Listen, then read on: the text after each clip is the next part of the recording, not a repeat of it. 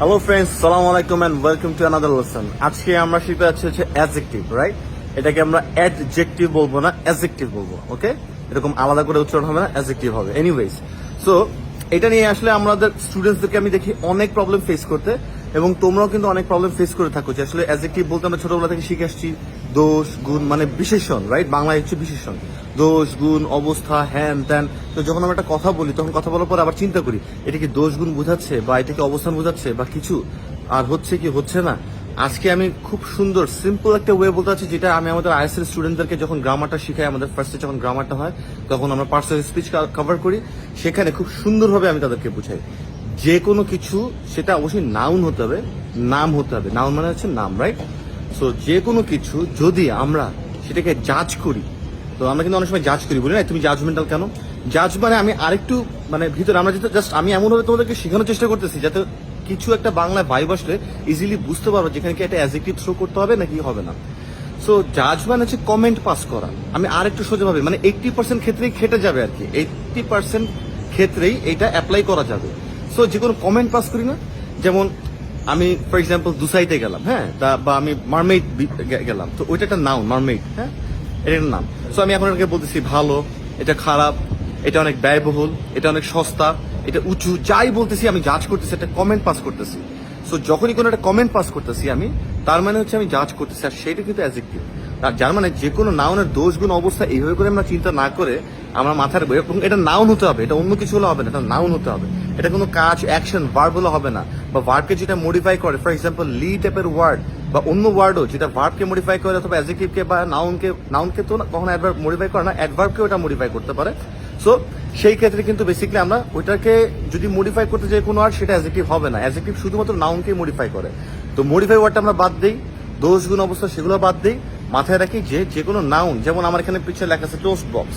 So এখানে কিন্তু basically মানে অনেক ধরনের যে ওই যে বললাম কায়া বাটার, সেটা কিন্তু এখানেই পাওয়া যায়, এইসব জায়গাতেই বেশি পাওয়া যায়, এবং সিঙ্গাপুর এটা খুব অ্যাভেলেবেল। তো আমি যদি এখন এই টোস্ট বক্সকে বলতে চাই এটা খুব এক্সপেন্সিভ, এটা খুব দূরে, মানে এটা দূরে বলতে চাই, মানে এটা উঁচু, এটা নিচু, যাই বলতেছি না কেন, তো এই যে জাজমেন্ট করার জন্য যে কমেন্ট পাস করছি সেটাই অ্যাডজেক্টিভ। আর একটা জিনিস, আরেকটা সেকেন্ড ওয়েতে আমরা ছোট্টভাবে মাথায় রাখতে পারি, সেটা হচ্ছে ওইটার স্টেটটা কি, মানে ওটার অবস্থানটা কি। অবস্থান বলে সিচুয়েশন, এটা কোন অবস্থা, যেমন লোহাটা গরম, হ্যাঁ, পাতাটা সবুজ। তো আমি যদি জাজ না করতে যাই, আমি যদি এইটাকে আরেকভাবে চিন্তা করতে যাই, সেটা হচ্ছে গিয়ে যে এটার স্টেটটা কি, এটা কোন স্টেটে আছে পাতাটা, আচ্ছা কোন, এটা কি লাল না হলুদ না সবুজ, এটা সবুজ। এটা ফর এক্সাম্পল যে টোস্ট বক্স, এটা অনেক ব্যয়বহুল, এটা কি সস্তা, এটা কি ব্যয়বহুল নাকি এটা ইউজুয়াল কি ব্যয়বহুল, ফর এক্সাম্পল, হ্যাঁ। তারপরে আমি যদি বলি যে ওইটা খুব সুন্দর, মানে পরিবেশটা খুব সুন্দর, পরিবেশটা কি সুন্দর, মানে পরিবেশের অবস্থানটা কি সুন্দর অবস্থা। তো আমরা যদি জাজমেন্টাল জায়গাটাতে না আসতে পারি, সেই ক্ষেত্রে আমরা এই একটা যেটা আনতে পারি সেটা হচ্ছে এটার অবস্থানটা কি, এটা কোন স্টেটে আছে। সো টু রিচেক, তো সাধারণত সেকেন্ডটা অতটা লাগে না, বাট বাংলায় আমরা কিন্তু, আমি আবার বলতেছি বারবার, এটা কেন বলতেছি যে হঠাৎ করে বাংলায় কোনো কথা আসতেছে মাত্র ভিতরে দুপুর ইংলিশে কেমনে বলবো। ইংলিশ শুধু শিখে ইংলিশ বললে কিন্তু হবে না, মাথায় রাখতে হবে। ইংলিশ শিখলাম যে এখানে কি বলতে হয় না বলতে হয়, তারপর আমি বলে ফেললাম, সেভাবে কিন্তু ইংলিশ শেখা যাবে না। মাথায় একটা বাংলা চিন্তা আসে আমাদের, তারপর এটাকে সাথে সাথে ট্রান্সলেট করতে হয়।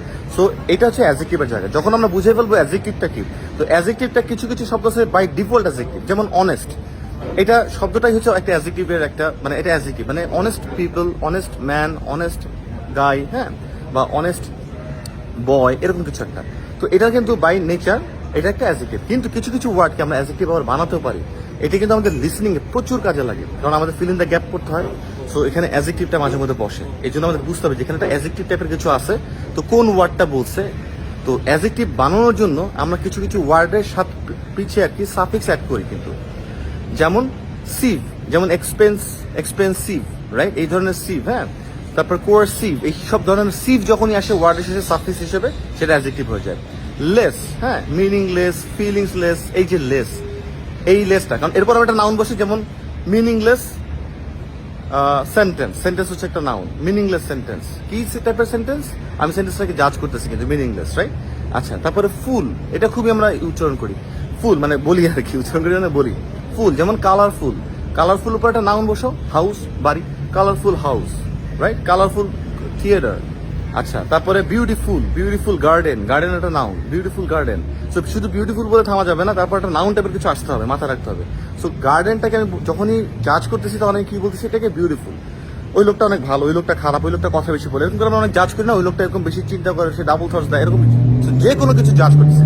সো এই ফুল, লেস, তারপরে এন্ড, এন্ড, তারপরে সিভ, এই ধরনের সাফিক্স, আরো সাফিক্স আছে, তোমরা একটু জাস্ট গুগল করো। যেমন আমাদের স্টুডেন্টদেরকে কিন্তু আমরা এই জিনিসটা গুগল করে করতে বলি আর কি, বেসিক্যালি, বা এমন করে 10টা সাফিক্স এবং প্রতিটা 10টা ওয়ার্ড হোমওয়ার্ক থাকে, খুবই ইম্পর্টেন্ট। সো এই কয়েকটা তোমরা হোমওয়ার্ক মানে করো, নিজেরা করো, গুগল থেকে বের করতে পারো যে সাফিক্সগুলো কি কি, অ্যাডজেক্টিভের সাফিক্স কি। কারণ অ্যাডজেক্টিভটা যদি তুমি বুঝে যাও তাহলে কিন্তু তোমাদের আর কোনো প্রবলেমই হবে না। কারণ অ্যাডভার্ব আর অ্যাডজেক্টিভে আমরা অনেক প্রবলেম লাগাই। আর রাইটিং ক্লাস 2তে যদি তুমি প্রচুর পরিমাণে অ্যাডজেক্টিভ আনতে পারো, it means you are gonna be boss. Writing class 2তে অনেক ভালো মার্কস আসবে যদি তুমি অ্যাডজেক্টিভ প্রচুর আনতে পারো, অ্যাডজেক্টিভ আর অ্যাডভার্ব।